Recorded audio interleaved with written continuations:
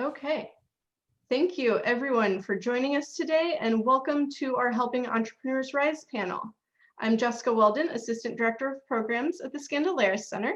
I just want to let everyone know that we are also live streaming this on Facebook today, as well as recording it so it'll be on YouTube later. Today's panel is supported by the Simon Initiative, which was founded by two generous donors. Andrew Simon is a 1963 political science graduate of Washington University who went on to receive an MBA from Columbia.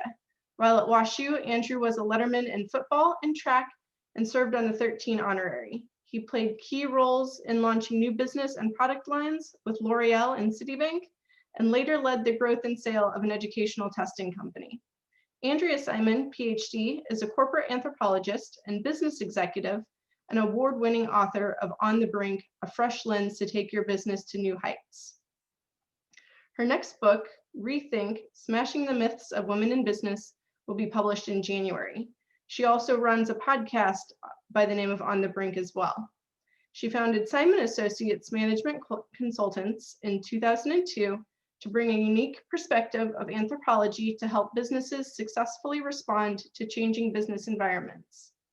Together, they founded the Simon Initiative here at the Skandalaris Center to broaden the diversity of entrepreneurial activity and to include more women and underrepresented populations across a broad spectrum of disciplinary sectors. As part of the Simon Initiative, the Skandalaris Center hosts a variety of events and programs like today's panel that support key pillars of our center's strategy to encourage and celebrate diversity in entrepreneurship. Those pillars are access to resources, materials, and events that give women and minority entrepreneurs the information needed to take their ideas and businesses to the next level. To connect women and minority entrepreneurs with mentors who are experts in areas of entrepreneurship, innovation, advising, and investing to build a diverse community. And to train minority and women entrepreneurs to be confident in their ideas and explore opportunities. Today's panel will focus on funding, mentorship, and resilience. Before we get started, we want to get a sense of who's in the room and what brought you here today. So I'm going to put a quick poll up, and we just want you to let us know who's here. And then if you would, in the chat, let us know why you're here. We're excited to have everybody here with us today. So just introduce yourself briefly in the chat so we can get to know you too.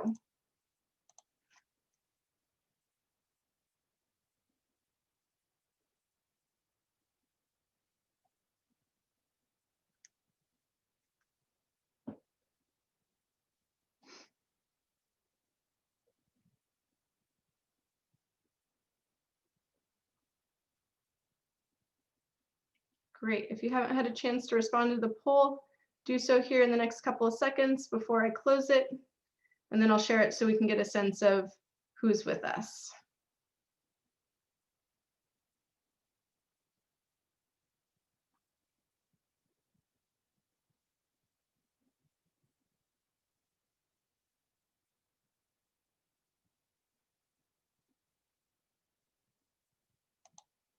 All right. As you can see, we have a very diverse group with us, and we're so excited to have everybody with us today for sure. So thanks for letting us know. Thanks to Ashley for kicking off our introductions in the chat. I really appreciate that. It's a great way for us to engage with you. This isn't meant to be a static panel. We're going to do plenty of networking and opportunities to engage. So please utilize the chat, like I said, to introduce yourself and what brought you here today. Also, please feel free to submit questions for the panel in the chat, and we'll put those to the panelists during the event.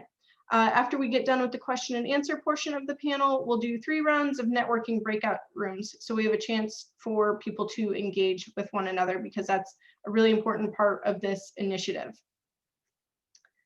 I'm now pleased to introduce the Skandalaris Center's Assistant Director for Venture Development, Cyril Loum, who will be moderating our panel.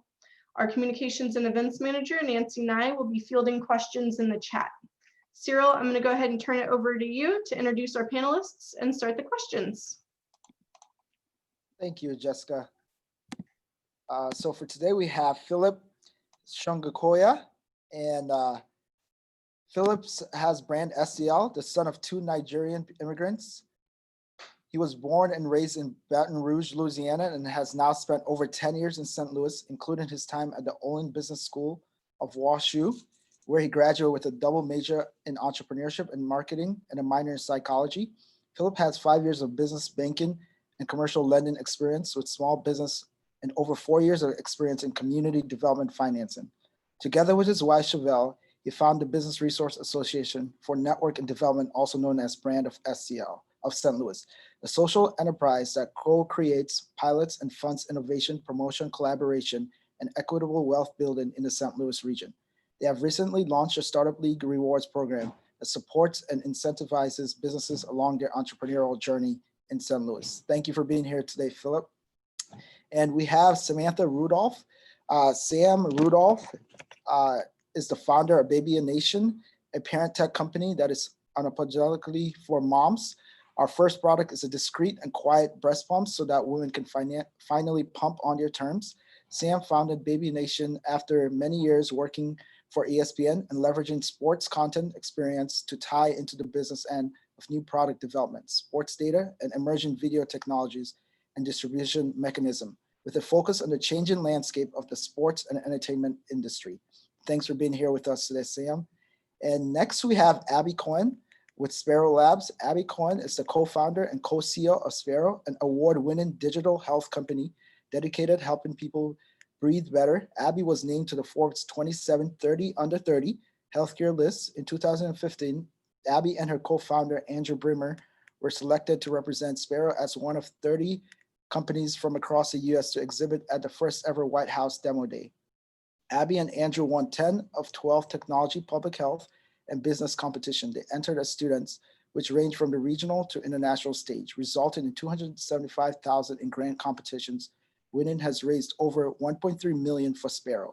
Abby was a Pipeline Fellow in 2013, an exclusive community of entrepreneurial leaders building high-growth companies in the Midwest region. Abby serves as president of the board for the St. Louis chapter of the Asthma and Allergy Foundation of America. She previously co-chaired the 10 million Evolve Capital campaign with George Paz, president of the board of Express Scripts, to further develop T-Rex Downtown St. Louis Innovation Center. Abby graduated from WashU in 2013 with a bachelor's of science in biomedical engineering. Thanks for being here with us today, Abby. And we have Daphne Benzaquen. And Daphne Benzaquen is the creative designer, CEO, and founder of daph, a St. Louis-based fashion and lifestyle brand inspired by her Peruvian heritage. Daphne was inspired to start daph while pursuing her MBA at Washington University Olin School of Business. After having trouble finding a backpack that was functional, high quality, and fashionable, she decided to design her own bag, incorporating the unique materials and craftsmanship of Peru, and daph was born. Founded in 2016, daph is one of the only US fashion and lifestyle brands that solely combines modern, timeless designs with Peruvian resources and hand craftsmanship. An avid believer in paying it forward, she uses her branding and strategy experience to work with entrepreneurs in brand creation and website design through Daphne Benzaquen Consulting, focusing on the fashion, lifestyle, food, and co-working industries. In her free time, you can find Daphne cooking different recipes or visiting local eats in her hometown of St. Louis, Missouri. Food plays such a big part in her life that she co-founded The Chomp to share all her best restaurant recommendations and everyday recipes. Thank you all for being here today, and we will move forward to the questions. So our first question for today, panelists, you guys can decide which is the best way you want to go about answering it. And please share, what was your motivation for finding your business? I'll jump in. I know you mentioned it a little bit in my story. I wanted to create something, but originally I always knew I wanted to start a business. My dad has his own medical practice, so I always saw him as kind of his own boss, and that really inspired me. I just really had no idea how I was going to get there. I actually studied pre-med in college and really didn't like that. And so it took me a while, but I finally just, you know, out of the need and wanting to create something different, I kind of just realized after finding the manufacturers and learning about the process and kind of educating myself and surrounding myself with experts in that field, I said, I can create more of these things and grow a brand that is true to me and true to my story and share that. And it was important to incorporate my culture because that was very important to me and still is. So it's really cool to create something that shares that with the community here. I can jump in.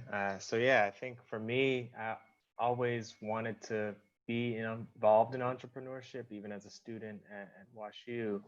And I think I was in one of the cohorts that maybe just recently got going while the entrepreneurship degree in the program was relatively new. And I know the hatchery was a great course at the time, and that's still kind of evolving now.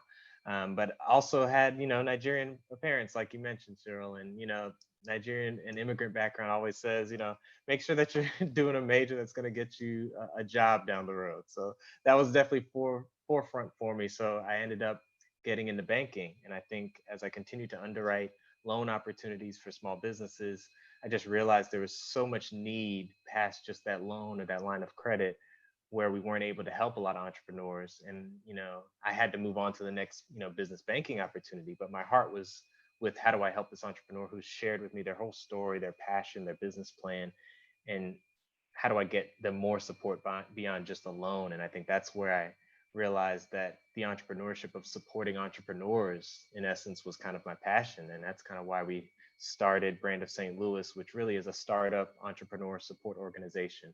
So trying to just make sure that they stay engaged in the resources in the St. Louis ecosystem that will help them build their business. And then down the road, they'll be ready for that loan, kind of coming full circle, or that access to capital. I can jump in here. So I actually started my business, Sparo, when I was a student at WashU back in 2012. And what's always been really interesting to me has been problem solving. Whenever I see something that I think could be better, or maybe there isn't a solution out there for it currently, I really like to be the one to solve it. And I really like the process of thinking through that. How do I do that? Whether I've experienced it myself or I'm seeing that in the community, that's always been something that's interesting to me. I actually did not connect that in my head to entrepreneurship until I met my co-founder at the time, and we started developing our initial product, which was a medical device for people with asthma to monitor their condition at home. I was just thinking about it as an engineering project, solving a problem in that capacity. And my co-founder actually said, hey, I think we can do something with this beyond, just working on it as a project, for school. And so we started to dive a little bit deeper, and that's where we were introduced to the Skandalaris Center, the hatchery course, and really explored, how do we turn this into not just an idea that'll help people, but also a business. And it's sort of all history from there. And we just continue to take each opportunity that came at us. And it's day in and day out, it's always problem solving. So that's really what I enjoy about entrepreneurial thinking and being an entrepreneur. So our origin story is a little bit not what you would expect, right? For a company that's making products for parents, the expected trajectory is that you have a kid, you use products, they don't work, you try to do better. That is not what happened for us. Several years ago, my husband and I were on a ski trip. I like to say that we were real people. We had real jobs. We did not have kids. We were living the life. And I was playing with my phone on a Sunday morning, and I read an article in the New York Times that said, shouldn't the breast pump be as elegant as an iPhone and as quiet as a Prius by now? Full disclosure, I did not know what a breast pump was, but I was bored and I read this article, and I saw my future flash before my eyes. I thought I wanted to be a mom at some point. I thought I wanted to breastfeed. I thought I wanted to work. What I did not know until I read this article was how outdated the technology was and how it was more advanced for dairy cows than it was for women. And that just got me really angry. And so I shook my husband awake and I climbed up on my soapbox and I said, Jared, can you believe blah, blah, blah, blah, blah. And while none of you know Jared, at least everyone, no one but Abby, Jared is a very gifted engineer. And he said, oh, breast pumps aren't that complicated. I can build one. And I'd known him for a long time at that point, and I know that when he says something like that, he means it. But we drove back to Connecticut that day and we're kind of on our merry way. We thought we were onto something, but we really didn't pay it much attention. And then about a year later, it kind of became one of those ideas that we couldn't get out of our heads. So we made a breast pump and then we had kids. Oh, thank you. Thank you all for sharing that. That's amazing. Thank you for sharing your story, how you found your business, right? So I'm going to go from my left to right, starting with Abby. So funding is a huge thing that always pops up for an entrepreneur. You have the passion, you found your business. But how have you gone about finding funding? Yes, that's a great question. And I think a big part to consider if you're in the position right now where you're thinking about, oh, I want to start something. I think about the kind of business that you're starting, right? Is it a consulting company? Is it a podcast, content based, or is it a high growth startup where you're creating a product that you really need to scale? And think about the capital requirements that are really required there. So for my company, we were developing products and services. Our first product was an FDA regulated product, which means you can't sell it until you get through all that regulation. And it takes quite a bit of development, time, energy, testing to get to it. So we knew that we were going to have to raise capital if we wanted to bring this to the market. We started, and I would certainly recommend for anyone who's exploring this type of opportunity, starting your own company, explore every option where you do not need to raise money from other people. So we started with non-dilutive capital. For us, that was grant competitions. We did a lot of Google Kung Fu to just try and find as many competitions that we were eligible for. There's a lot of different things out there. It makes your idea better because you have to figure out how do you position it, how do you talk about it. And so it's a way to improve whether you win the money or not. We just happened to win quite a few of the competitions that we entered. The other thing is we did raise funding from angel investors and family offices. And so much of that aspect of things is really just network development and relationship development. So making sure that you're bringing people into your company that you want to be in business with. That's extremely important. It's not just about the money. It's about people that you want to be in business with because they are involved. And really, I think that the biggest thing for us, just to provide some context there, our main investor that we have, our lead investor is what it's called, so the person who's put in the most amount of capital into our company. We knew him for 1.5 years before we even broached the subject of investing any capital, because we wanted to get to know him and vice versa. So it was a situation, especially for early stage companies that do need more capital or are going to need a lot of capital. A lot of it is about relationship development and just meeting lots of different people and connecting with people who are interested in your space. Thanks for sharing that. What about you, Daphne? Same question. So I actually started self-funding my business. I was very scared. So I was like, I don't know if this is even going to work. Let me just try it before I grow out. So then when it did start working, it was, the pricing was set up for it to like run on cash. And I did have a couple of like friends and family, but it's just kind of my savings at first. And then as the business grows, the cash comes in and you just use that to grow, your product offering and just keep growing. We definitely tests you on, how much you want to experiment on new product offerings and all of that. But ultimately, I don't know, I've learned a lot from it, and we keep growing, and we do have like our loyal supporters and everything like that. So just keep building off of the business. Thanks for sharing that. And now, Phillip, you're in this space. So where have you gone for funding?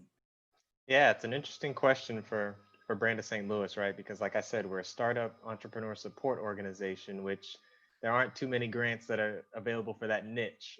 So I think we've really started as kind of just that traditional consulting firm for entrepreneurs. And we started with social media marketing, social media consulting, kind of workshops, to where we were just focused on getting people to purchase either those session tickets, getting people to show up before COVID, when it was in-person kind of events, to kind of prove out the interest and the need. And then as we continued to pivot and scale, we got more into management consulting to help support those entrepreneurs. But then now with our Startup League Rewards program, we've realized the entrepreneurs are those that really are going to benefit from the program. And yet our actual funders, if you will, end up being the other ESOs in the market, or the other organizations that have entrepreneurs on their membership. Because really we're trying to be collaborative with those organizations to add value to the entrepreneurs. So we understand the entrepreneurs are strapped for cash, so it's tough to always ask them to kind of help fund when it comes to those sales. So we've gotten creative with kind of a dual approach where we're engaging organizations that also have that same aligned interest in supporting entrepreneurs. So, we'll still look around for grant opportunities and look for those different competitions that kind of speak to innovative solutions for communities. So that's always been something to look at, but I always recommend people to focus on sales because that proves concept. Even if you're going to pivot what your product offering is, you want to continue to kind of prove out the need before you start to really scale up bigger based on whatever you may offer. Thanks for sharing that, Phillip. Sam, do you want to share with us your experience? Absolutely. So, we're a little bit similar to Sparo in that we're a medical device, which means that the product has to be entirely built and tested before you are legally allowed to go on sale. So, we don't have the luxury of iterating as we go or making an MVP. There's a lot of upfront costs with making a medical device. On the flip side, though, we have a built-in audience. We have thousands of women on our reservation list. And, for a product like ours with a breast pump, for the first 6 months of a baby's life, a baby can eat one of two things, breast milk or formula. And if a mom wants to be away from her baby for more than a few hours at a time, a breast pump isn't an option. It's a necessity. So our path was a little bit, we weren't changing behaviors. It was quite straightforward. But we kind of knew from the beginning that we would have to be a venture-backed business. I did not have millions of dollars in my pocket.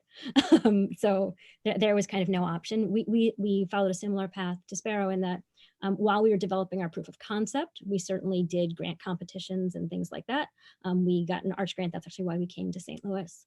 But once we had a proof of concept, the only way we were going to accelerate quickly, which by the way is kind of the name of the game for a startup, was to fundraise.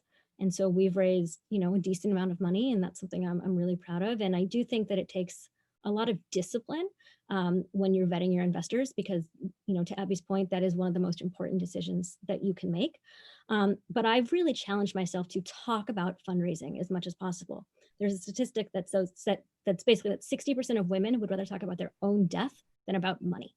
And to me, that is why women are often behind in the fundraising in the business world. There's a lot of, I could spend a lot of time on that. I'm not going to, but something that I'm trying to make my personal mission is for myself to be very comfortable talking about money and to be very comfortable raising it in the appropriate circles. Because I think that when women are only getting 2% of venture capital, we all need to do a better job of socializing our ideas and not just creating programs to help women and underrepresented minorities. This is not just a woman problem.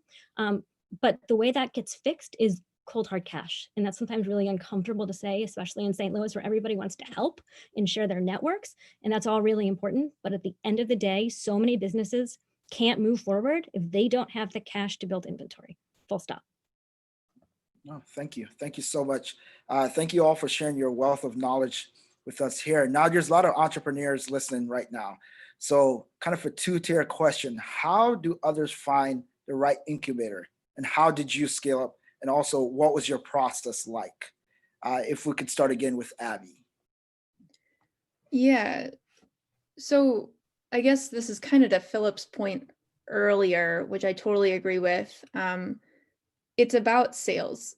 At the end of the day, it's about business. And so the more that you can do to de-risk your business and validate your business as early as possible before you sink a lot of time and a lot of energy into it, the better. One of the things that I heard is I think a lot of people think of entrepreneurs as being like risk takers, but I would actually go the opposite direction and say that most entrepreneurs are really averse to risk. And so they try and de-risk as much as possible before they take the leap. A lot of times, they validate, they either really understand the problem, they really understand or believe because of outside validation that there is a solution that they have and are going to bring to the market and it's going to be successful.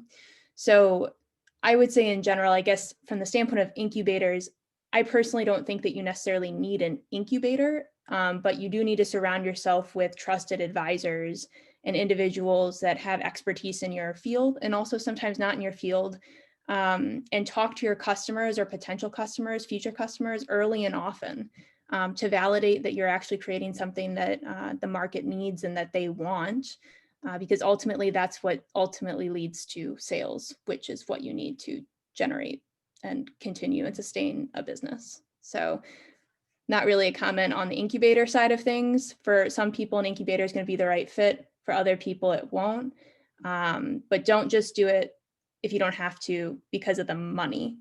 Do it because of this, the services that they provide on top of that. And if it helps you connect with a specific customer base, that's really what you want. You want to find ways to connect with your customer base through warm connections as much as possible if that's the type of business that you have. Thank you. Thank you. Daphne, could you share your thoughts with us? Yeah, I'd echo a lot of what Abby said. I've never personally belonged to an incubator, but I did make an effort to, join organizations that aligned with the target customer that I thought would purchase my products. And in that process in itself, I got connected with more potential customers, but also received feedback on my products. Because ultimately it's like, okay, you launch and you have that phase where it's like all your friends and family want to support you. They'll buy something, great gifts.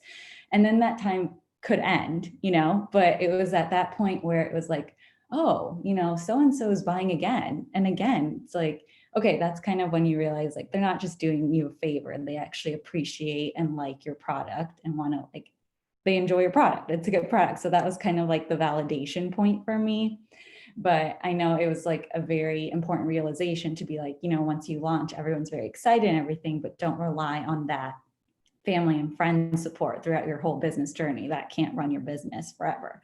And so going back to the incubator side, it's more of like just finding those connections and finding those people that will be honest and truthful with like, I do not like this, or this is not, what I would do. And here's why, because sometimes people are afraid to hurt your feelings because you are so close to the brand and you've created something, but it's the people that aren't afraid to tell you kind of how it is that make the most impact on the growth of your business and possible business changes. And I've just found that it's so important to find those people, but also find the people that kind of fit in where I lack, so that I can kind of learn from them and either get connected to other people to teach me, or whether it's an organization I should join to learn more about that, kind of be very aware of where I'm missing some skills and who can fill those gaps for me.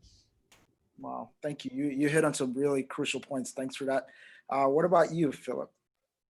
Yeah, I would definitely start with my co-founder and now wife, Chevelle. She kind of helped go through Square One, which is a program in the St. Louis area that really focuses on new business ideas, startups in various industries. And I think that was a great experience just to kind of learn from, one, to connect with other entrepreneurs, but to get connected to some mentors. So I would recommend Square One program. They've got one that's like a 6-week, I believe, engagement called Square One Ignite, and then a longer version that's more of like that longer boot camp Square One program. So yeah, I think that's one that we've definitely engaged with and benefited from. And it's something where we benefit from like kind of going through a lot of the resources in the ecosystem so that we can advise other entrepreneurs around which ones are the best fits for them. So I think that's something that is not easy because there's so many resources out there. So you kind of need a little bit of handholding to know which is the right incubator for you, right? Especially depending on your industry and your stage. So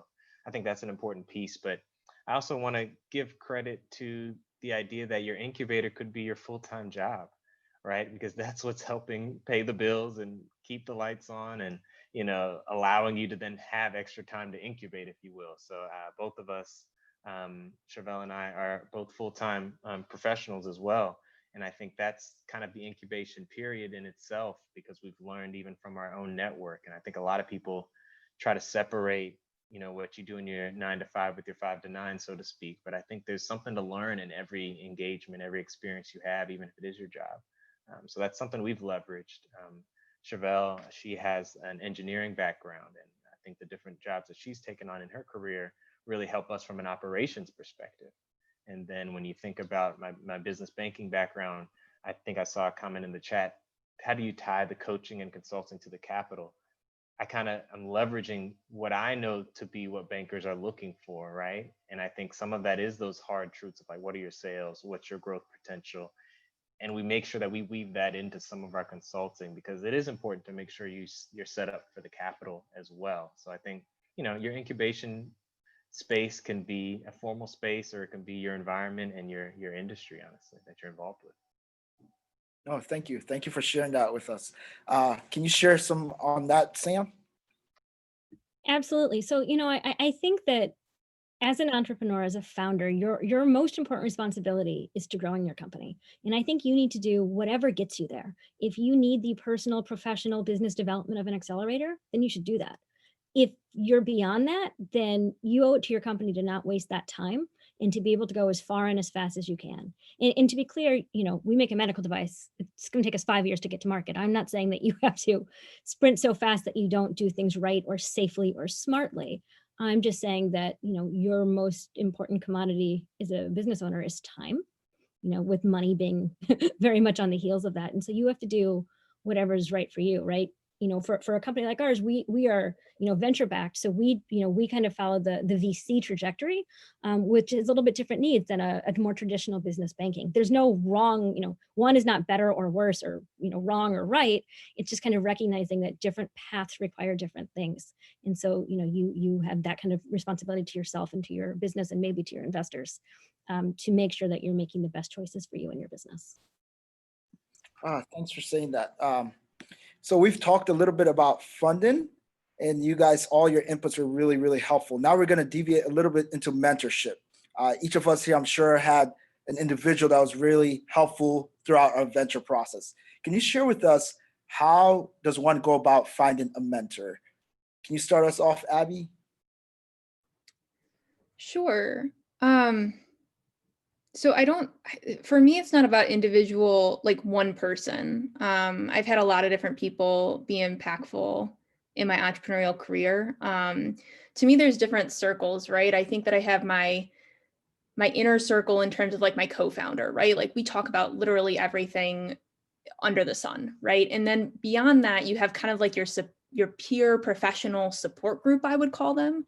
So it's other entrepreneurs that I have, valuable friendships with, that we're friends in a, outside of work sort of capacity, but we also have alignment professionally. And so we can kind of brainstorm together on what they're going through, what I'm going through. They can provide input.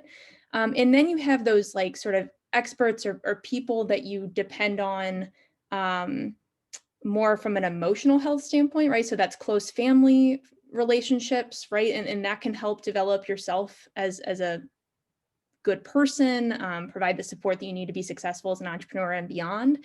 And then of course you have more of the business mentors, which I know that this is what that question was specifically asking about. But I think it is important to know that it's not just about one piece of that. It's really important to have a holistic view on the different people that you're surrounding yourself. And my goal is always, how can I meet more people with different experiences than I've had? And then of course, in my specific industry, how can I meet more people that know more about X, Y, or Z than I do? And I've been really fortunate. It's about leveraging any networks that you have, right? So for me, some of our largest investors have come from my high school alumni network. Some have come from my WashU alumni network. Some have come from an introduction who introduced me to someone else, who then introduced me to another person, right? So you really never know where that core connection is going to come from. So the important thing, this is actually to Daphne's point, I think, it's important to know what you're looking for, so that when I have a conversation with somebody and I want to meet a certain type of person, or I'm looking for something, it's important to know what that is and kind of be able to evaluate. And then that helps you identify good mentors. Plus, the other piece of it that I'll just comment on is that you have to be comfortable with your mentor, and you have to respect them, and they have to respect you. And so a lot of it is trial and error. You might find some people that you just don't click with. That's totally normal, and there's nothing wrong with that. The important thing is, trying to seek out and meet lots of different people so that you can find the people that really challenge you, are honest with you, and that you feel like are going to push you and help you be successful. Thanks. Same question, Daphne. How do you go about finding a mentor? So when I first started daph, I had kind of been stalking this other designer here who, I had like 10 plus years of experience. And I was like, oh, I really want to meet her. I want her to be my mentor. And so I was just like on LinkedIn, and I just decided to email her. And I was like, I would love to buy you coffee and just learn about you, like 30 minutes and just chat. And she was like, of course, like just come meet me here. And it just like naturally I was like ready, I would say. Like I had my questions down. I knew kind of about her and like how she could help me and like what I wanted to learn from her. And in the end, it just kind of came naturally. She's like, yeah, I mentor a couple of other people. Like, I'd love to mentor you. And I was like, really? I was like, okay, like, that's great. I'd love to learn from you. And then she was like, yeah. And the main reason like that I want to mentor you is because you asked to meet with me, because you made that effort to like want to learn and take action and not be scared. So I know that someone in the chat asked like, what's your biggest advice that you would have for an entrepreneur? And I would definitely say that it involves asking for what you want and just realizing that, yeah, it's scary. Like sometimes it's pitching, sometimes it's, something less scale, but it's like the worst thing that could happen is you get a no, and it's like, okay, like that stinks, but then it's like, move on, and I think that resilience that entrepreneurs have and develop throughout their journey is something that's really important and helps them, continue growing. But anyway, that's how I got my mentor. But I've also like, as I've grown as an entrepreneur, I get more mentors, whether it's just naturally, like I'm just having coffee and then we just start talking about business. It's kind of like I learned to pinpoint like, all right, I'm struggling with, I don't know, like how to approach this event I have to go to or present at. Like, all right, I have my mentor for that role, and like, who do I ask for that? And it's through those conversations that I just learn more about them and other areas that I can share with them to help them, but also they can share with me. So it's just always growing and changing depending on what's going on in your business. Yeah, you hit on a really key point about not being afraid to just ask. Thanks for really telling us that. What about you, Phillip? Yeah, I agree with what's been shared already. I think mentoring comes in all shapes and sizes, and I think the most important piece, something that Abby kind of touched on, was knowing exactly what you're looking for and what you want, because then you can see mentoring conversations, if you will, happening everywhere for yourself, no matter who that person is, because you realize where their come from is, you realize their experience, and then you know exactly what you're trying to benefit from. So kind of one thing that I will add would be, stay present in the moment when you are having interactions. So I know that might feel a little counterintuitive to what I shared, but like, don't always think what's in it for me in a moment. That should be something that you just kind of know so well that naturally will come for you. I would just focus on being in the moment and understanding the engagement that you have in front of you, because I think then you'll naturally connect with somebody. And then even if there's no true overlap between the two of you, there's still that always ask for, well, do you know somebody who would know this? Right. And St. Louis is small, right? And I think there's always someone who knows somebody who knows something about what you're talking about. And I think that's kind of a strength of the region, is people love to help connect, as long as they know exactly what you're looking for to then find somebody to connect you to. Thanks for sharing that. Sam, could you share your thoughts? Sure. So, I try to challenge myself to do a lot of cold emails around the country. I call it no agenda networking. And what I like about it is that, one, it expands my network, which to Abby's point is probably the most important thing you can do. I think my company is only as good as my network as a founder. It also keeps me really fresh in terms of talking about my business, which is crucial, right? If you can't articulate your business, if you can't come up with new and better ways to position it, then you are not doing a good job. So I love that. It's kind of a breath of fresh air for me. But I will say, I think Daphne kind of struck lightning a little bit.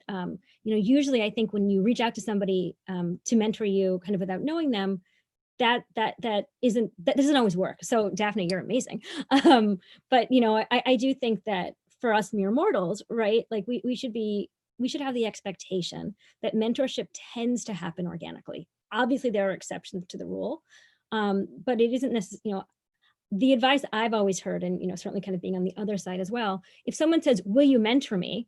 My response is, well, I'd like to get to know you first. So, trying to build those relationships and see how they evolve, I think usually, and again, there are exceptions, but I do think that usually that's how you form that relationship. And that's how you can kind of create something that's a little bit more longer lasting.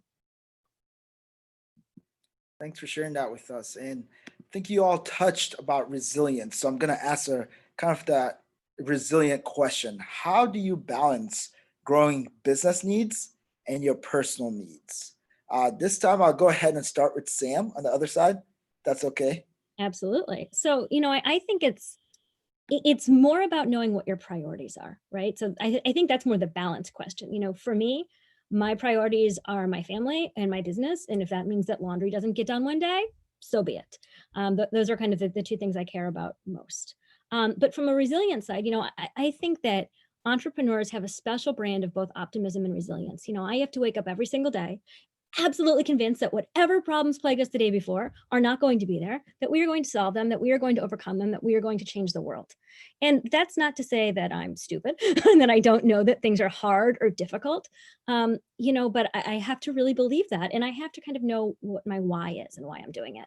And for me, that's our moms, right? So when I have a bad day, we all have them. What I do kind of when I'm on the proverbial mat is I read an email from one of our moms that tell us how her life would be better if she had our product. And that's kind of what I use to pick myself up and keep fighting and, live to see another day. And so I think that kind of dual combination of optimism and resilience with a little bit of confidence tied in is really the secret sauce. And, it's different for everybody in terms of kind of what keeps you going. But, this is both the hardest and the most fulfilling thing I've ever done. I wouldn't trade it at all. But it takes a lot of mental fortitude. I am of the opinion that, many companies don't succeed, right? 90% of startups fail. And a large part of that reason is because it's freaking hard and it's much easier to move on to the next thing. And so, if you can kind of power through and be optimistic and be resilient and be confident, that's how you push forward. Wow. Thank you. Thank you so much. Phillip, what are your thoughts on this? Yeah, I think thinking through kind of the fact that Brand of St. Louis is a social enterprise, it kind of makes the resilience a little bit packed in, right? Because we started this business from a social good, from a foundation that really is to make sure that there's more equity in entrepreneurship, whether that's from gender and or race perspective. So I think that's something that kind of always keeps us focused, even when we have disappointing days and losses or failures, that we know why we're in this. So I think always knowing your why is super important, because then you'll never change the why. You just might pivot maybe how you're delivering that need and creating the impact. So I think that way, if something else like mission creep were to come up for an organization, I know nonprofits typically think about mission creep a lot, but even from a social entrepreneur perspective, mission creep is real, right? There's always that other new exciting thing that might come up, but you can always go back to your why and say, is this truly going to impact and make the impact that we were hoping to make when we started this company? And if you could say yes, and you could tie it to what you're doing, then you feel good about it. But if you can't, then you realize, hey, let's stay the course and let's stay focused, because it is difficult. Entrepreneurship is not easy. And then if you add on social entrepreneurship, you're always up against, the idea that you have to be sustainable while doing good. And I think that's always been a struggle. And, I think you just have to have that optimism to know that things are going to work out how I want to say the universe is going to hope for them to work out. And, you just want to make sure that you're aligning yourself with your true passion. And I always relate to the idea of, are you willing to spend the 10,000 hours it takes to master something? And if you're willing to spend those 10,000 hours, then that tells you that there is some passion behind it and it's worth sticking with. Yeah, no, that's really good insight. Daphne, could you share your thoughts? Yeah, so something that I've been working on since I started my business is that and I've heard this from other entrepreneurs too, it's like we are very hard on ourselves when something goes wrong. Like, I know me, it's like, oh, just like stabs me in the heart. And then it's like something great will happen and it's like, oh, yay, 5 minutes. And then it's like, all right, back to like everything else that we need to fix. And I think that making that effort to, celebrate a little bit more and be like this past month, things have been crazy. So I'm like, you know what, today I'm going to write down all of my successes that happened this past year.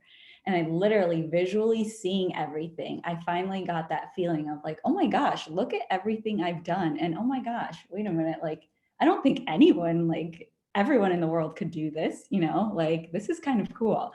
And I took that time, and I think I took half a day even. And I just like kind of was like, okay, I am doing something cool. I'm doing something I love every day. I love waking up. I love doing it. Even during those hard times, it's just like, the thought of like stopping doesn't even cross my mind. But then I also, and I always forget to talk about, like, we have a give back initiative. So we give back to special needs school in Peru. And I just think back, like Sam said, she thinks about the moms. I always think about that moment when I got to visit that special needs school and hand them my donation because of my hard work and everything. And like, thanks to my customers. And I got to hand that to them and see all the kids and all the moms. And like, they did like a whole little red ribbon cutting ceremony, which was so special in a way. I just think of like, okay, I am making an impact. And like, yeah, some days are worse than others, but you know, give myself a little bit of grace and just keep on going and just try and focus on the positive and what makes me happy. I'm very lucky to do something I love to do every day. No, thank you for sharing that. Abby? Yeah, so I've been working on my company for 8 years. So there have been times where I have been burned out. And I think that, you know, for me, a big part of it, of course, is that we're doing something good. We have people who contact us and say, you know, you're helping me breathe better. I can get around my house better because of you. I can do more than just, you know, walk to the bathroom and get out of breath and barely be able to breathe. All fantastic, all extremely motivating. But I think what I learned really early on after graduating from WashU, and a lot of my friends moved away, but I was working on my business here, is that I have to have a pretty well-rounded life to be a happy person. And that allows me to not have the ups and downs of entrepreneurship affect my well-being that much, because I think it's important to remember that you are not your company. You are separate from that. That is something that you do. That is your job. It's helping lots of people, hopefully, or you know, you're providing significant value, ideally, and maybe it's going well, or maybe it's not. But at the same time, I think it's really important to not neglect the other parts of your life that are important to you, and that make you feel good and make you happy. So a lot of it, like Sam said, is knowing yourself, knowing what you prioritize and care about. For me, you know, I got involved in the nonprofit community. That's extremely important to me. It was something different. I was learning a totally different new thing outside of just my business. And then I also really, really care about my personal relationships and my close friends, and making sure that I see, you know, my 5 closest friends and my family once a week. Like, that is extremely important to me and something that I don't want to give up. So I think it's just knowing that side of things as well. And that can help you position you to be more resilient in entrepreneurship, beyond just being a resilient person. No, thank you. Thank you to each of you all for sharing your thoughts with us on the questions I had, but I've seen some amazing questions coming in through the chat. So I'm going to ask Nancy Nye to moderate those questions to our panelists today. Hi, panelists. We have a couple questions from the audience. Some of you have touched on these, but not all of you got to respond. So I wanted to reiterate and make sure we answered some of those. Really great question from Stella. What is one of the best pieces of advice you've been given as an entrepreneur? Anybody want to jump in?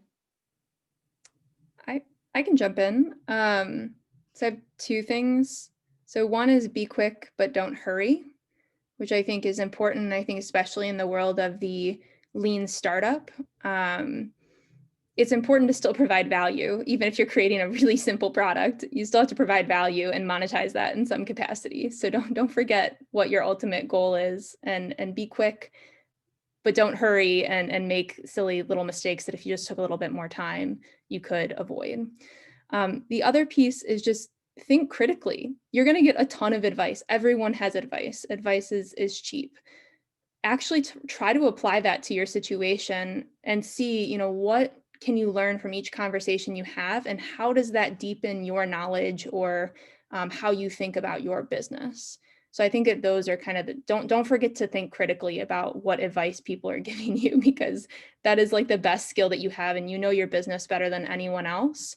So I'd say that those are the two things that I always think of. Anyone else want to jump in and answer that one? Sam. Okay. Thank you. So, you know, for me personally, the best advice that I got for our company was, before we took our first investor, we were going to take what would have been a really bad deal. And I'm really glad we walked away. So it was one, kind of having, you know, giving yourself permission to walk away, even when you need the money, which we really did.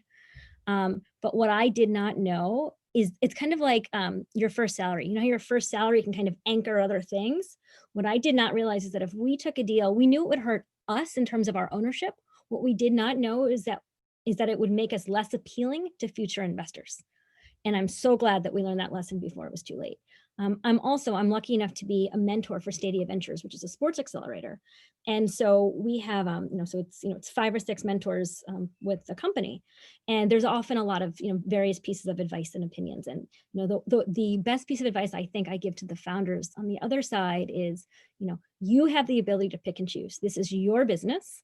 And just because we have advice does not mean it is the right or the best advice. So this is kind of an extension of Abby's critical thinking, right? This is your company. You get to make the mistakes. You get to make the decisions. Ultimately, it's win or lose.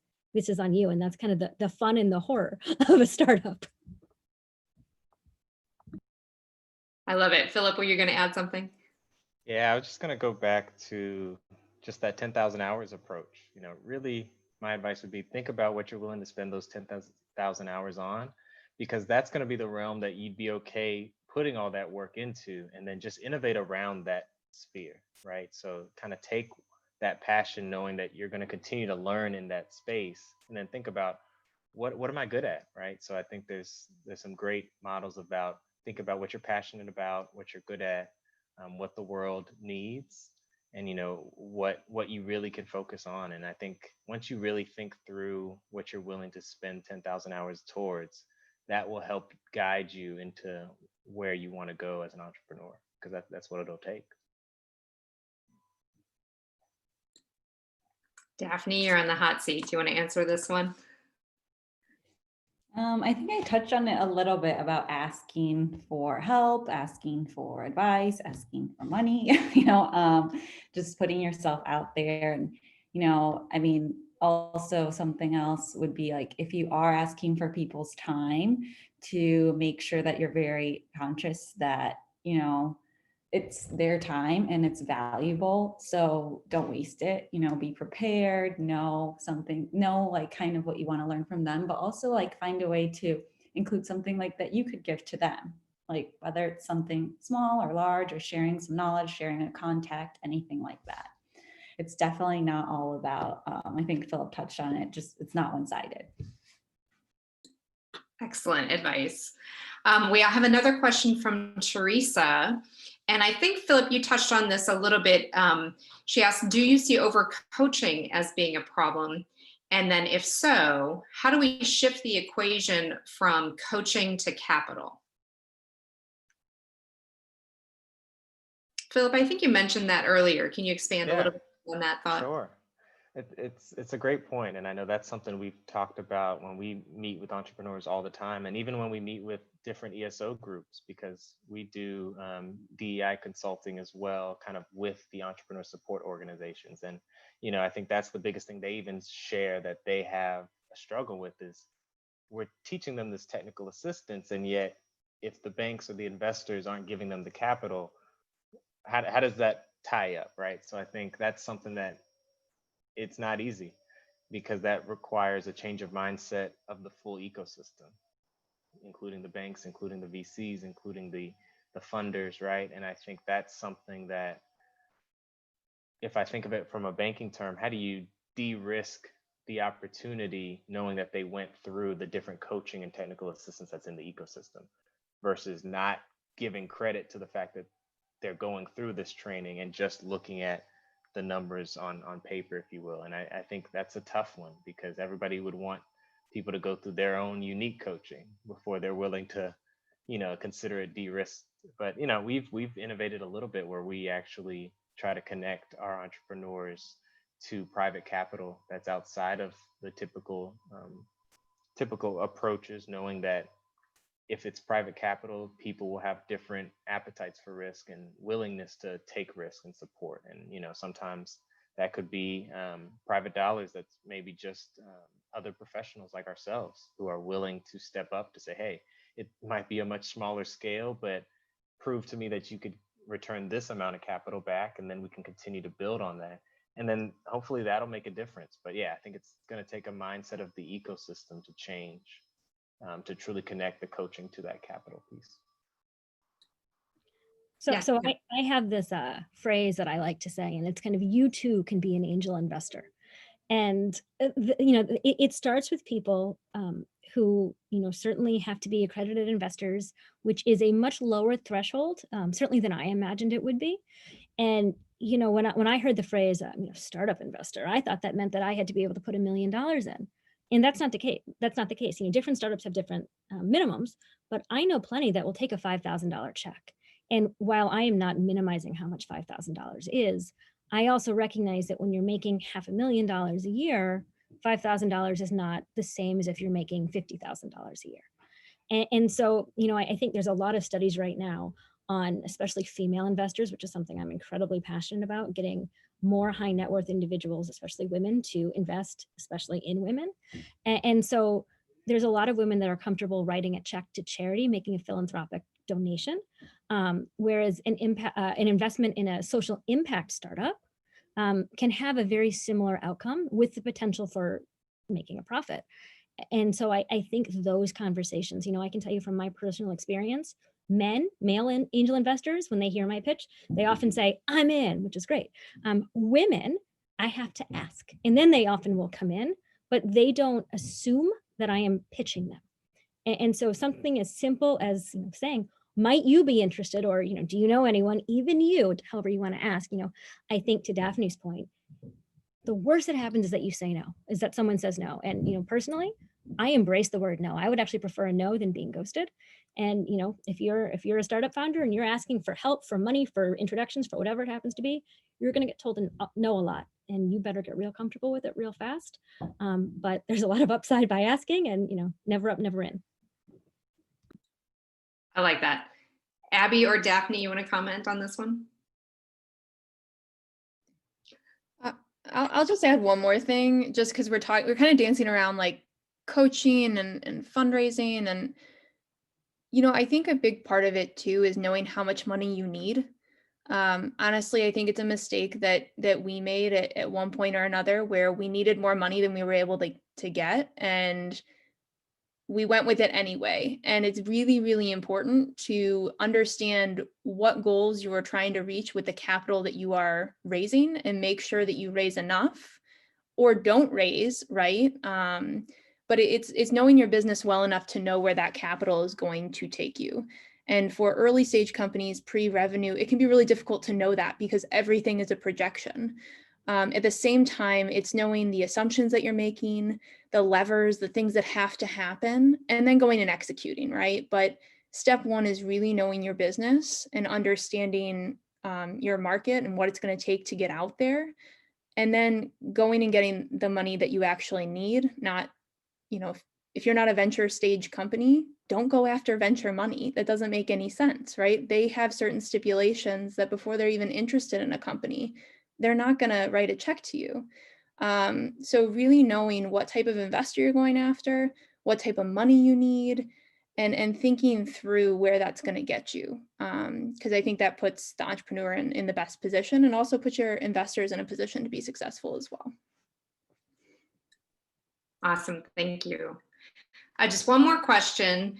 How have you adapted to our current realities? What has changed for you in the past, 9-10 months? And anyone want to talk about what they're doing differently these days? I know a lot has changed for us. All my pieces are crafted in Peru.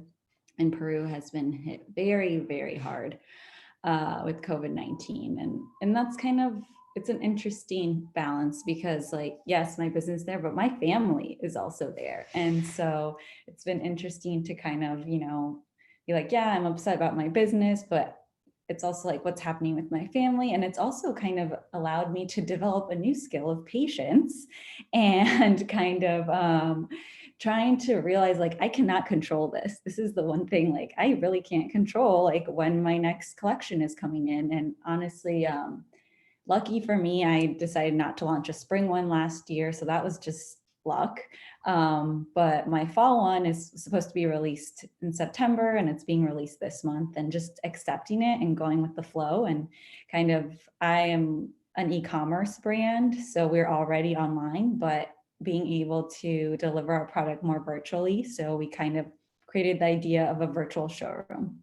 I'm very big on collaboration and community. So it was kind of reaching out to other brands that had similar products at the same price point and quality, and coming together and using our network, combining it all to create kind of a virtual showroom experience to for boutique owners as well as customers. And then not being able to go to Peru, we were not able to donate directly, because I always like to go and present the check every year. And I really was bothered by that. And so I was like, okay, we'll send something. But then I was like, all right, how am I going to be involved with the give back process this year?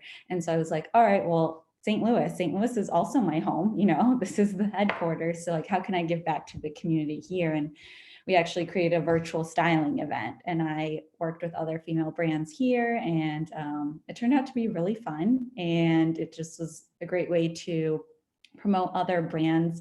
I definitely did not want it to be like the Daphne show, and I'm so glad it wasn't, because that is just not what I'm into and not the purpose of all this. So it's just kind of thinking outside the box.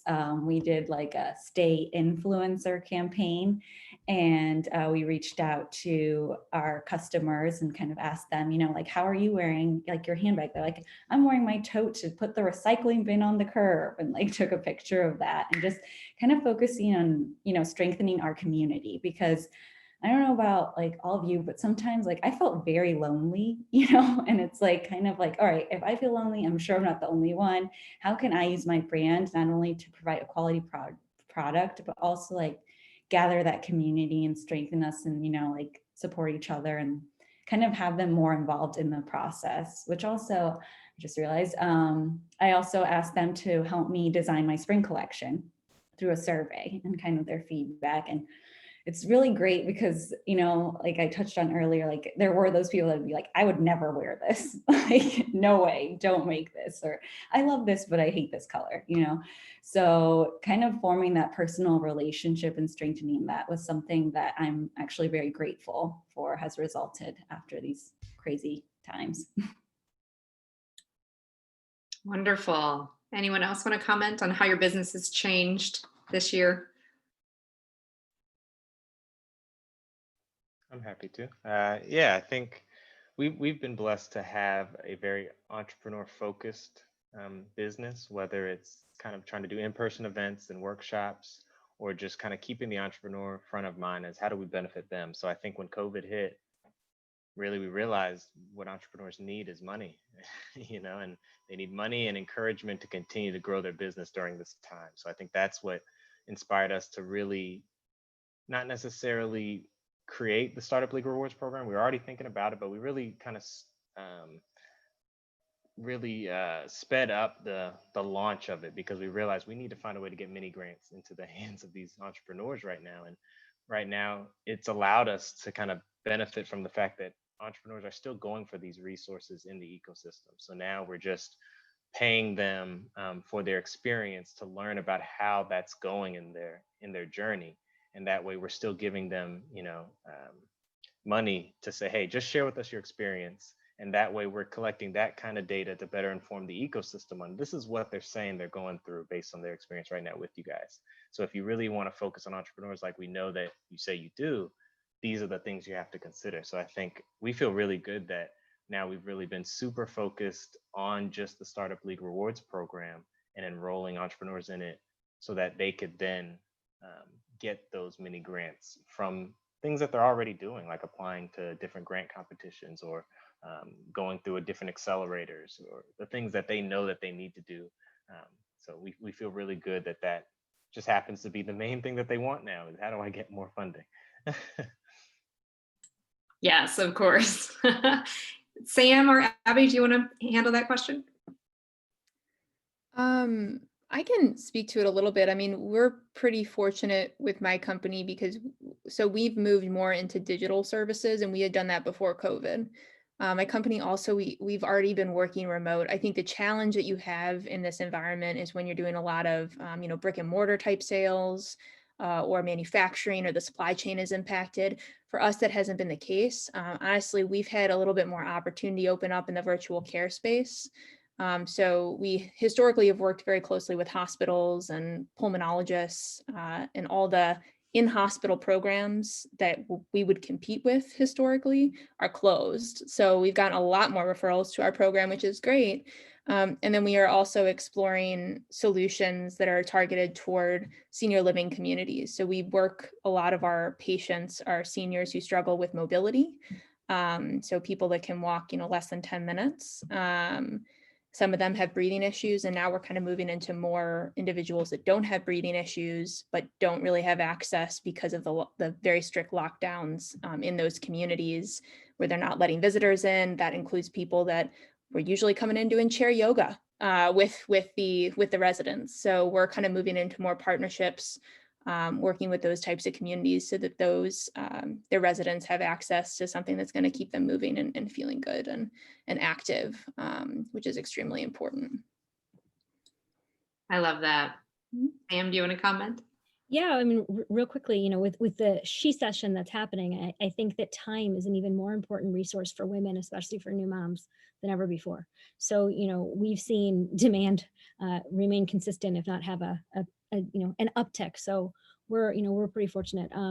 We've lost a little bit of time, so we're in the manufacturing process, and every part goes through what's called the first article inspection, whereas normally it could go, to our headquarters and then to our mechanical engineers and to our contract manufacturers. People aren't in the office, so it just takes a little bit longer. I mean, nothing catastrophic. We're very lucky, but certainly we're not quite as efficient in terms of some of the manufacturing as we were prior to COVID. But if we lose a month and gain a lot more demand, I'll take it.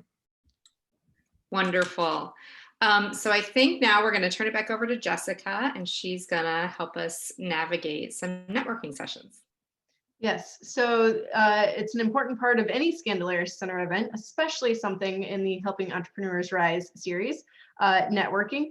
We're going to pretend that we're in normal times and we have, some nibblies and maybe a beverage, but I'm going to send us to breakout rooms. We'll do 3 rounds, so that way you have a chance to interact with folks from all across the event. So about 10 minutes each. I'll put a warning, a couple minutes warning out when we're going to shift rooms, but I'm going to go ahead and open the rooms, and then each time we switch, we'll come back to the main room, and then we'll break them out again, because that's the way Zoom works, and that's how breakout rooms work. So enjoy getting to know other folks.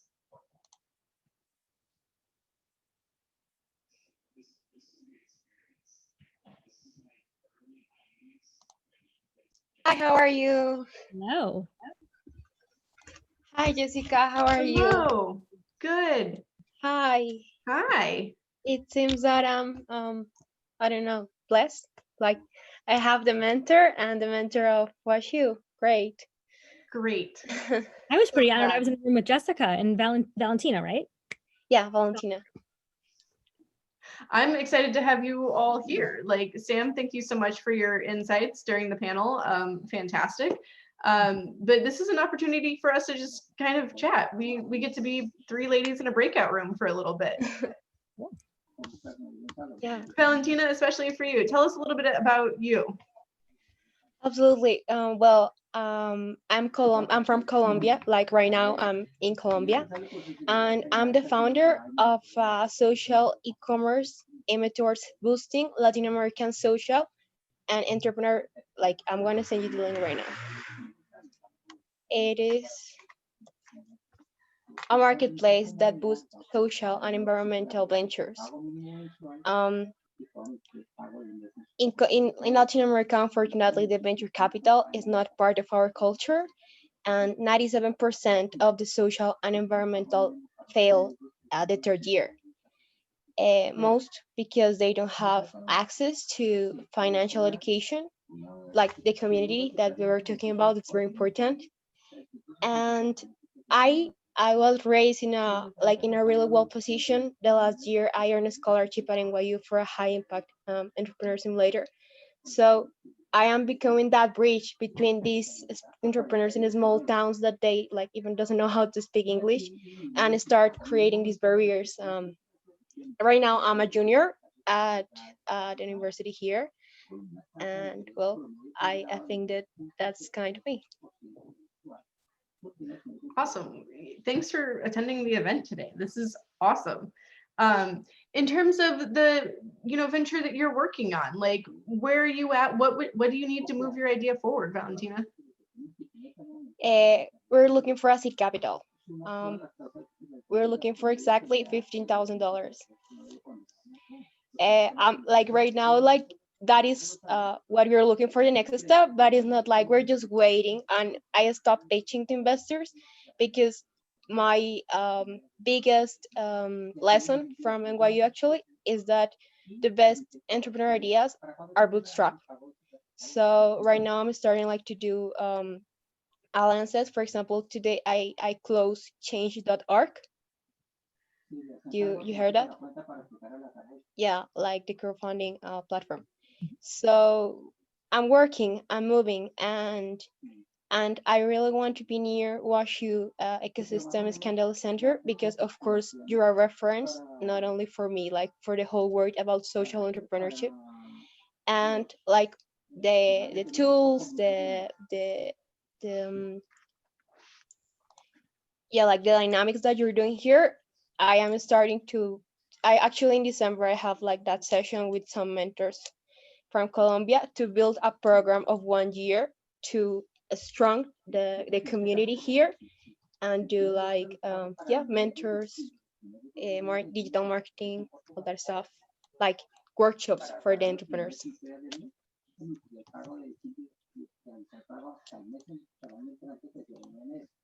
Yeah. I don't know if you have any you're question, any bootstrapping now? suggestion. So you're bootstrapping now. Yeah. I think that if you have a company that allows for bootstrapping, I mean that's always not only the path of least resistance, but it allows you to retain the most success, right? Yeah, and also I know that like right now we're on a really early stage, so if I go asking to investor for funding, probably I will need to give around 20% or maybe 25 for the amount that I'm asking for. And still, like this is still my baby boy, and I don't want like to lose that bite from a baby that is just work, that is just like hurting. The other benefit is that fundraising takes a lot of time and energy, and so if you're not doing that, that's time and energy you can put towards growing your business, which is really nice too. Right. Yeah. Yeah. I don't know if you have any advice for me. Like for example, the program that I'm telling you that I like for the next year, what points do you think I should include in those workshops? Well, I don't know enough about your business to offer you, very specific advice. The best thing I can tell you to do is what we did, and that's do as much market research as you can. Make sure you talk to your audience. Make sure that you talk to people. Make sure you find peers. So Abby mentioned this a little bit on the panel. The circle, she called them circles. I'm going to use circle. The circle that I find the most valuable in my life right now is other female founders who are in a similar stage. It's good to have people you can be vulnerable with, you can be honest with, right? Because this can be really hard. And as I mentioned, entrepreneurs have to be really optimistic and resilient, but that doesn't mean that every day is perfect. And so you need people you can go to on those really hard days who you can be honest and vulnerable with. So, the best advice I can give any founder is to find your circle of founders. The second best advice I would give is to do as much market research as you can. And the third thing I would advise you to do is to determine, even if now is not the right time to raise investment, which it seems like it's not, if your plan is to do so down the road, to understand what metrics you need to have already accomplished so that you can do that. Right. Yeah. I'm also like iterating that, like during this year, I did a lot of vanity metrics and I lost a lot of time. So yeah, so now I'm like my key metric are transactions, but like I'm right now also going on an acceleration process, Accelerate 2030. And like we change the business, like we swap it. I was focused on clients and customers, and they told us like, no, you first need to focus on entrepreneurs. So that's the reason why we started like doing this program. Yeah. Do you agree with that? The answer may be yes. I'm not trying to steer you in another direction. I'm just curious. Yeah, I'm agree with that, definitely. Because I'm still a student, and like I need to start seeing myself like as an enterprise and what are my capacities. And of course, one of my key like my most important assets are my connections with college. So creating this program allows me to bond like the teachers with the entrepreneurs, and also like create a value proposition for them and ask them for money, so and be paid. So yeah, definitely. Excellent. Well, obviously I can't help with anything specific just because I don't know enough about your business, but if there are any general questions, I'm certainly happy to answer them. Yeah, at the States, like, do you know an organization that is kind of boosting these projects, these ventures? Do I know of a specific fund to talk to? Is that what you mean? Yeah. No, there are so many funds in the US that, I don't even know all of the funds that are right for my space, very candidly. Every day, so, I mentioned on the panel that I do a lot of no agenda networking. And oftentimes people say, well, if you talk to, this fund, and it's a fund I've never heard of, the thing is there's kind of, 5 or 10 really prestigious, think of them like the Ivy League of venture capital funds. And then there are, just as however many, colleges and community colleges there are in the country, it feels like there's a similar number of funds, and they're different size, and they focus, some focus international, some focus in software, some focus in med tech, some focus in hardware. There's such a wide range. The best thing you can do is, if you want to focus on kind of finding investors for down the road, is block out like 5 hours to just do Google searches. Yeah. Start making a list. And then, that's Yeah. when and it's not just Google, it's LinkedIn, right? So you may search your network for investor or venture capitalist or angel investor, see if you know anybody. I have found Twitter to be a really interesting source for cold outreach. And then just kind of look at, who's being interviewed in Forbes, who's launching a new fund. And, but, even to this day, we've oversubscribed our round, but I'm always looking for people. Sometimes I can just be thumbing through my phone and I'll just take a screenshot. So, my phone is a very weird mesh of pictures of my children and people I want to reach out to. Okay. Yeah. Thank you. Yeah, absolutely. Like I already done those lists, but I just get tired, like messaging and then the follow up, and then it's like also here it's really hard. Like our culture doesn't do busy that frequently, and startups are not that strong here, like in Latin America. Are there US funds that invest in Latin American companies? I don't know. So again, that is not something I know, but I do know that there are funds with an international focus. And so it might be worth, literally typing in early stage international venture funds. Yeah. Well, thank you so much for the advice. Yeah. It's not really specific, but I have found. I'm going to give you a quick warning. I'm going to shift our rooms around. Sam, we're actually going to stay in this room. I finally figured out how to move people around without having to go back to the main room. So I'm very impressed. Oh, that's great. It's not going to be pretty, but we're going to try it out and see what happens. Okay. So That's great. I'm going to move people around and you two can keep talking until I move you. I think there's like a cooldown where you have a couple seconds to move. So. Okay. Yeah, thank you so much. Jessica cuts us off, Valentina. It was lovely talking to you. Thank And you. it's not you for cutting me off. But yeah, if I can ever be of help, please don't hesitate to reach out. Yeah, absolutely. Thank you so much. I will send you an invitation on LinkedIn. And of course, when I start raising money, I will say, hey, do you remember me? Exactly. Make a really good pitch deck. That's the best advice I can give you, is make a deck that's different. Oh, we got cut off. Oh, sorry. It's all good. I gotta pay better attention. It's all good. I just ramble, so no problem. I'm just trying to move people among the rooms. Let's see here.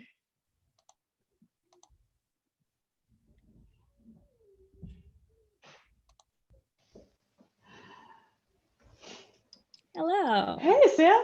How are you? I am good. How are things? Oh, midterms. I feel like I see you everywhere I go. Yeah, I'm stalking you a little bit, but that's okay.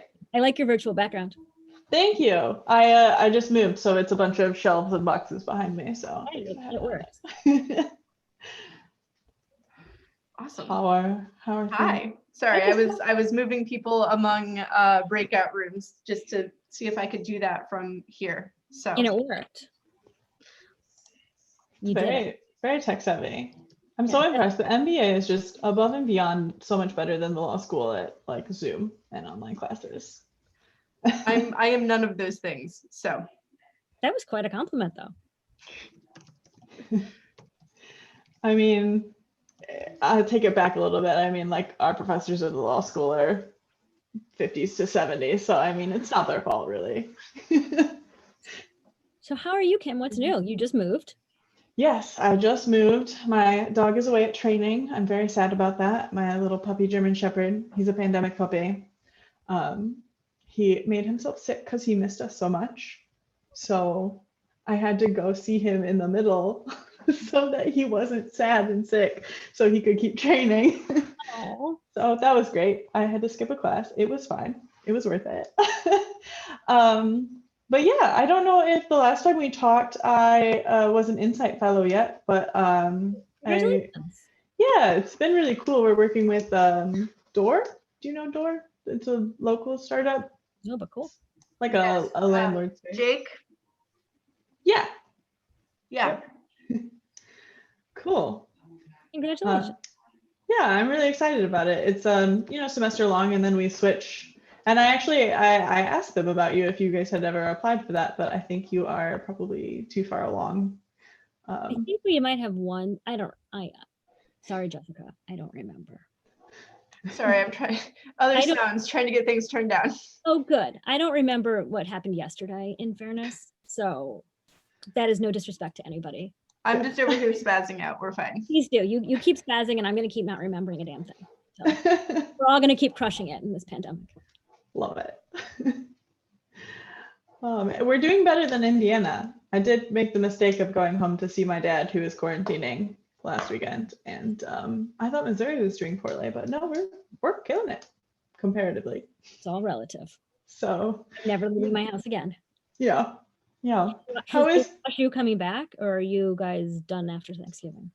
We are, as far as I know, we're still coming back.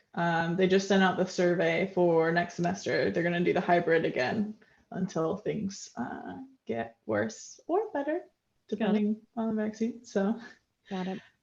How are things with you? Has anything? I mean, I'm sorry, I see you in panels all the time, and I feel like I get all the time with you. You really do. It's awesome. I love it. Just hire me. I'll be with you forever. I would love to. So what we have to do is we have to get all of the women to invest in other women from my previous, spiel, and then I can hire the women. And then it's perfect. It's just the best circle ever. Exactly. This is a very cryptic comment, and I know that, but we are accelerating the launch of our second product, which a little unexpectedly. So that's exciting. I cannot say more than that, but it's fun. It was an unexpected. I don't want to say it came out of COVID because it didn't, but it happened during COVID. Yeah. Can I ask, is it in the same vertical? Like, are you still in that space? It is a product for women. It uses similar technology to our breast pump. You do not have to be a mom to use it. have thoughts. So we have a little bit of mission creep that we have discussed, debated, and are completely fine with. All right, when do you launch? That's very exciting. I don't know. It is a new thing. So hopefully in 2021. Everything's happening in 2021. I would have said everything's happening in 2020, and then COVID happened. So everything did happen. Yeah. But 2021. Too much really in 2020. 2020 could take some back, and that would be okay. But, things are good. This is a good twist, not a bad twist. It is just That's exciting. Are you still, everybody's working remote, or are you doing like sort of careful in-person social distancing? I don't even remember what our beautiful office looks like anymore. Oh, that's so sad. It makes me very sad. But yes, I don't know when I will see it again, other than we occasionally get the mail because mail forwarding got messed up. But oh yeah, the post office is not good at that. Having just moved, they're killing it too this year. But they're overflowing. In fairness, I would imagine everything is hard right now. But yes. Yeah, that's fair. Yeah, I know. It's it hurts me a little bit having like no connection to like no costs like entrepreneurs do going through these panels and hearing like Doug talked about. He has this beautiful building downtown. It's the 2nd Street building, and it's empty for the foreseeable future. But he still has to pay rent on it because contracts. Yeah. Well, so we had to renegotiate rent during this, which was fun.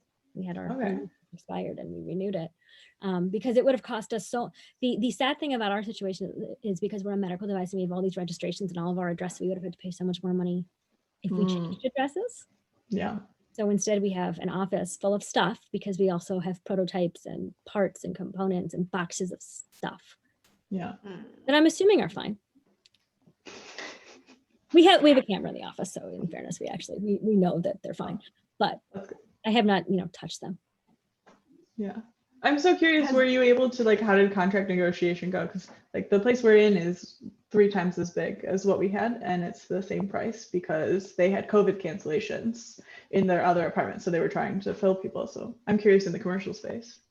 So I think it depends on who your landlord is. We have a terrible landlord. We knew we had a terrible landlord. We just kind of picked the path of least resistance. Nobody wanted to move in COVID and nobody wanted to deal with paying for all the stuff. So we just extended by a year. We basically kicked the can. So we did not get nearly as good of a deal as we should have. It is what it is. Yeah.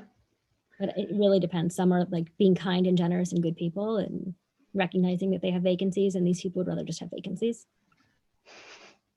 All right. It's been fascinating to hear how different people have handled like the rent stuff. I was hearing from students about how landlords near WashU just started bidding wars on apartments and whoever could pay the most rent. Like, how horrible can you be? What? I was like so disheartened when I heard that. It was just really upsetting. I mean, how do they have the demand to do that? Well, when WashU reduced the capacity on campus, we had most of our sophomores, all of our juniors and seniors had to find off-campus housing. So normally the capacity probably wouldn't be there, but we don't have any shared rooms. Gotcha. So I have friends, and I hope they weren't in this bidding war, but I have friends that like literally bought a building from someone and had to flip it to make new apartments in like a week because they had people moving in. So I don't think they, gouged anybody. But they certainly did nicely because of that. Wow. I'm glad I have a car and can move further away. Well, I'm still doing full remote, so I guess that's the sophomores and juniors and seniors probably have to walk, which is why they have to, because no one wants to take the metro right now. Right.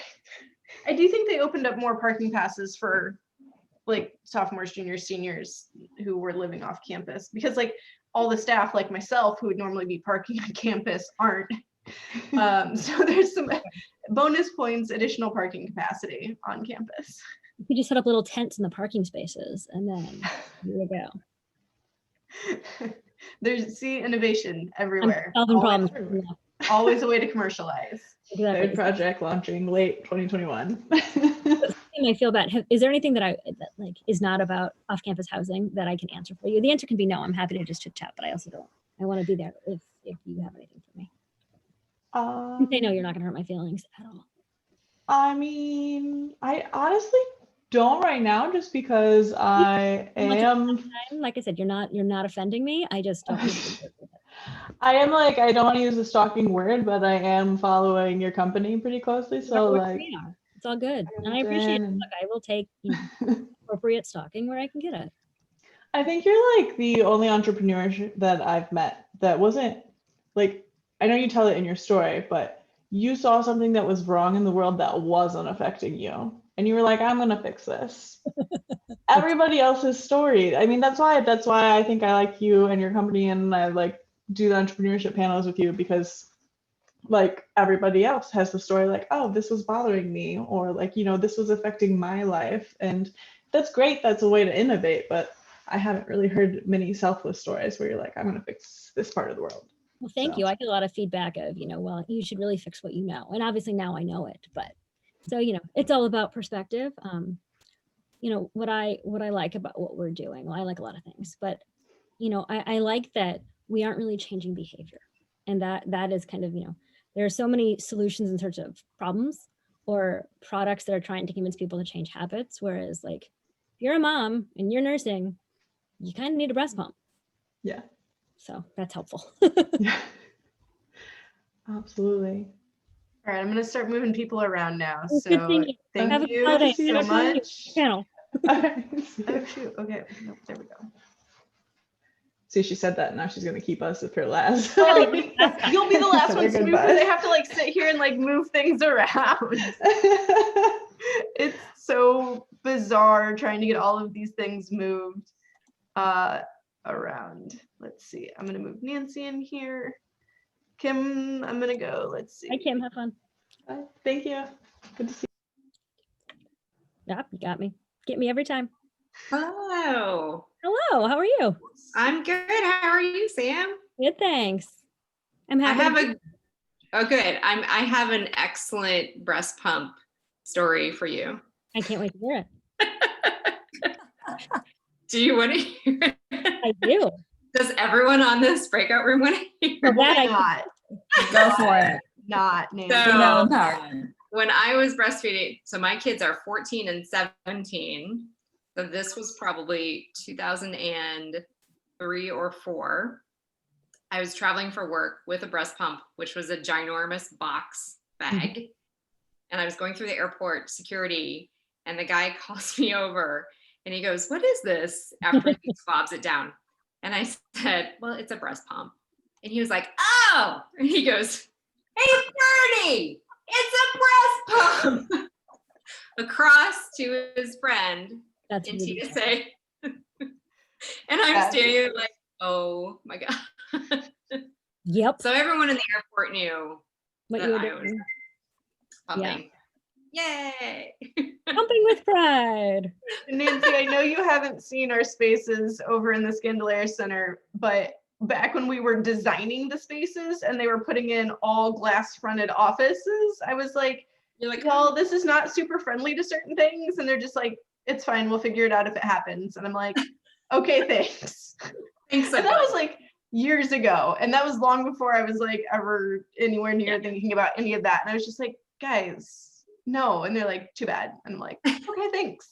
I Thanks think a lot, you got guys. it, guys. I think you've made your Guys. that is the explanation right there. Oh, it was 100% that, especially in a building where, unlike some of our newer buildings on campus where they have like rooms set aside, or have offices that aren't all glass, our building has none of that. But And honestly, you know, I was just thinking about this the other day, like before COVID, our big worry was intruders, right? Like armed intruders. And but when I was at the Career Center, I had the emergency services and the chief of police come over and look at the space, and they're like, all these glass windowed offices, you can't hide. So in the event of an intrusion or an armed intruder, you need to find some place without a window. And so now that I'm thinking about that, I'm like, oh my God, Skandalaris is probably the worst office. it is the worst, Nancy. I mean, depending on how many stories Ashley and Sam want to listen to about I've got armed nothing. intruders on campus, like the one time we had that spate of like issues on campus with people and weapons, the one day where it was actually on main campus, at the time the managing director at that time still had the front office where it faced out to the like courtyard, and it was all glass. And he's like, "It's fine. I'm gonna stay here," like in his glass fronted office. The rest of us are sitting way back, like with the lights off in the conference room, which is still all glass. But Right. Yeah. Oh my But now gosh, it's Jessica, not I have even- to tell you, when that happened, I was facilitating training for the library and I was in their basement oh no. and Ashley. I didn't know it, but on the giant screen behind me, the emergency alert had taken over my presentation and everybody's face just like got terrified. And I turned around, this big red blinking message saying, "We're on lockdown. There's a shooter on campus." And we had no service down in the basement. There was no phone service, so we had no idea what was happening. And then all of the students started coming down there because it was a shelter space. Yeah. It was terrifying. Yeah. Incidentally, if it's a shelter space, they should really have cell phone access. Exactly. I had to find a landline. Wow. Ashley, do you work at WashU? Yeah, it was intense. Okay. Ashley, you work in HR, right? You do some of the training and I'm trying to remember what your specific role has been. Yeah, I'm currently a learning and development specialist. So I do Yes. professional leadership development for the university. I came from employee relations, got the heck out of there and went into a much better space. I was thinking of signing up for some of the leadership development courses, certificates or whatever. Yeah, Nancy, I actually helped implement and launch that leadership development certificate program. So I'd be Oh, happy nice. to go offline about that if you want to learn more. I would love to learn, I would love to figure out which one is right for me. Sure. Well, I'm going to say all three because I'm a sales pitch there, but yeah, we can certainly talk more about which one would be. I will. I'll email you. So Nancy or Ashley, any questions for Sam since we've got Sam here, or are we just going to talk about, breast pumps and full active disclosure, shooter I'm happy to learn situations? about what you do. This does not have to be about me. Yeah. So wait, Sam, how have you made the breast pump quieter? How is this possible? With smart valves and Okay. installation. That was the easy part of the problem, and it's kind of just unnecessary that no one else has done that. What was the hard part of the problem? So what makes our breast pump special is that it's the world's smallest and lightest breast shields, and we use a soft silicone. And so, we just have very different pneumatics. There's a reason that nobody has done this, and we've done it. We're safe for manufacturing. We're kind of through this, but it's, this is a lot easier to design than innovation. Well, Sam, I just have to say, I saw you on the panel for the Olin School of Business, the EMBA, 6 leaders, 6 ideas, 60 minutes. I thought that was kind of fun. I love that. No, battle. you're wonderful. Your thoughts and ideas and just your empowerment of women and your company and maternity leave and all of the wonderful things that you guys offer that has stuck with me ever since I saw you. So thank you for the work that you're doing. That's really nice. Thank you. I have to say, that was really the first time I was lucky enough to get involved with WashU, and I've done a fair amount with SLU, and it kind of always bothered me that I never was cool enough to work with WashU. And so I was super excited when I was invited. And so, same with this. So anytime I can do anything for WashU, I'm thrilled. It's SLU too. Well, be careful when you say that, because as soon as you do, I'm going to knock down your email door on a regular basis. I spend a lot of time as a founder with my hand out. Right? I ask for money. I ask for intros. I ask for help. And it's nice to balance the scale. So that, that's why I do Stadia. It's nice to be able to kind of leverage my sports network and background. And my desire to give back is very strong and very legitimate. So please feel free. I love that you made the leap from sports to this, the very I love it. Talk about the silliest left turn you've ever had. Yeah. It was unintentional, to say the least.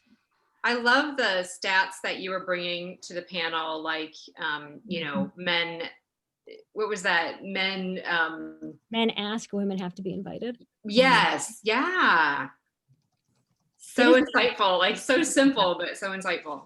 It has been both fascinating and maddening. I firmly believe that women can and should make angel investments, and some of it is selfish, and I recognize that.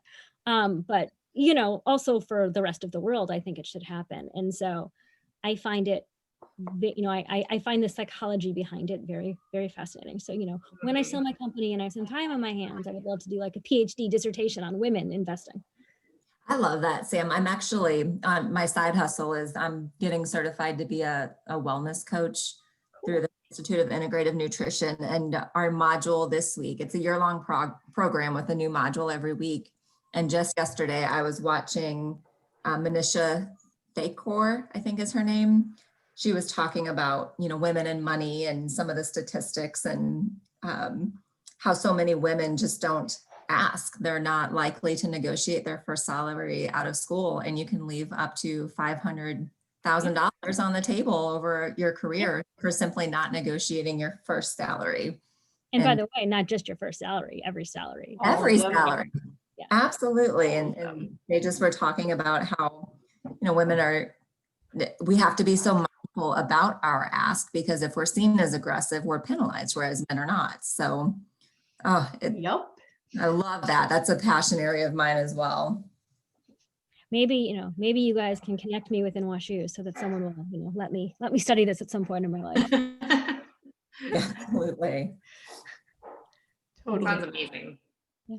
Well, my offer to, to participate in any way, please know that is sincere. So, across the board, if I can help. Jessica's going to book you like once a month for the next.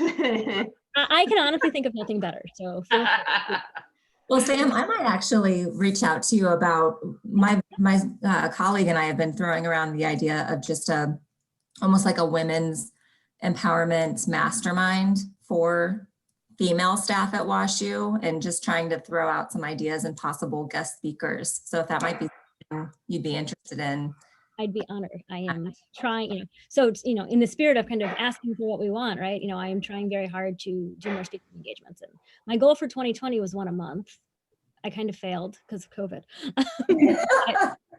I got October, November, September, October, November. So I'm picking back up. Awesome. I'm going to go ahead and close the breakout rooms. We're going to go back. We're going to hear from Andy, and then we'll wrap this party up. But thank you all so much for participating. This has been really fantastic. Thanks for having me. Thank you, ladies. Thank you.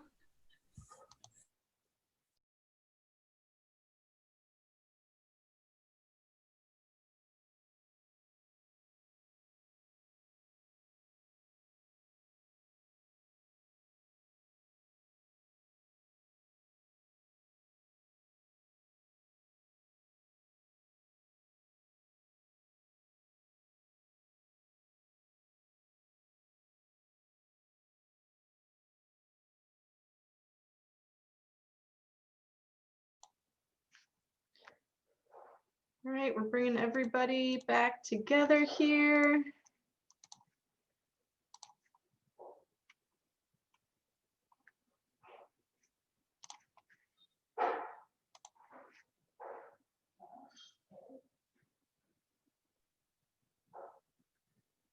All right, I think we've got most everybody back in the main room. I hope everybody enjoyed the panel. I know I did. I hope you enjoyed getting a chance to talk directly with our panelists and Skandalaris Center staff and Andy Simon.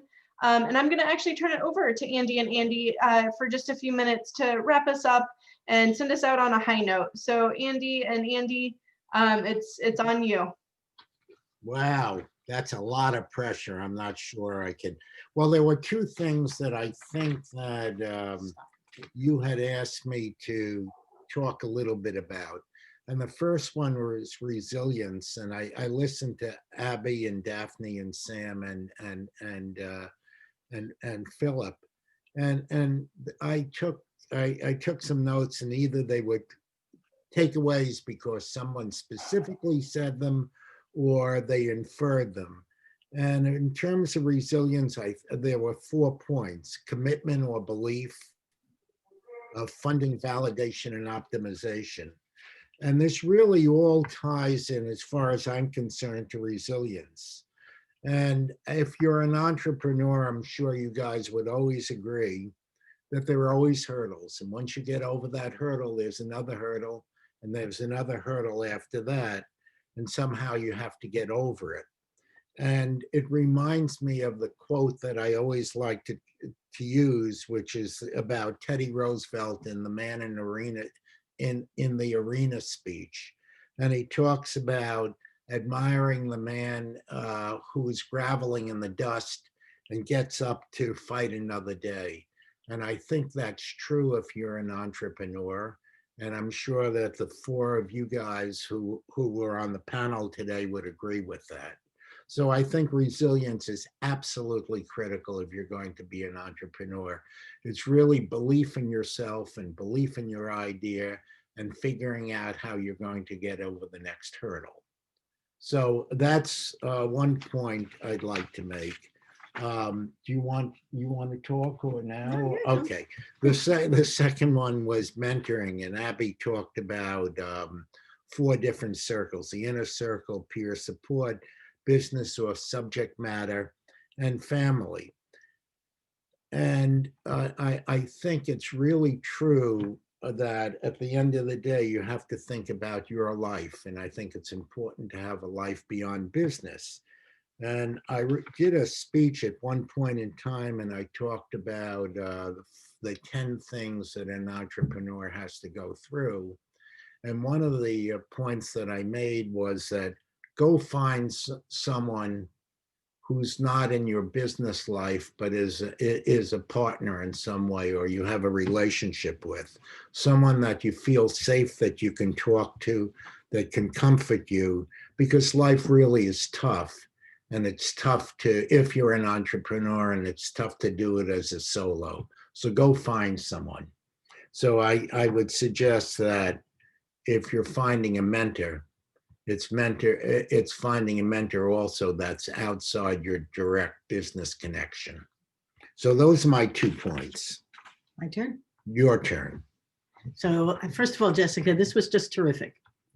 And so I don't know how to elevate it beyond the fact that you guys are just as smart and charming, and it was just a great time listening to you, inspirational. I'm bringing out my next business. I don't know what you do in your 70s except launch a new business. And I can only tell you that once you are an entrepreneur, you continue to see gaps. And what happens is, and I think Abby said it, or maybe Daphne said it, or Cyril or Sam, or one of you guys said it so well. I just saw a problem and I want to solve the problem. And the challenge is to stop that. I'm not quite sure you can, because you just see the world as a series of opportunities, possibilities. And the optimist in us says, of course I can. And we're not quite sure how, but that's not terribly important.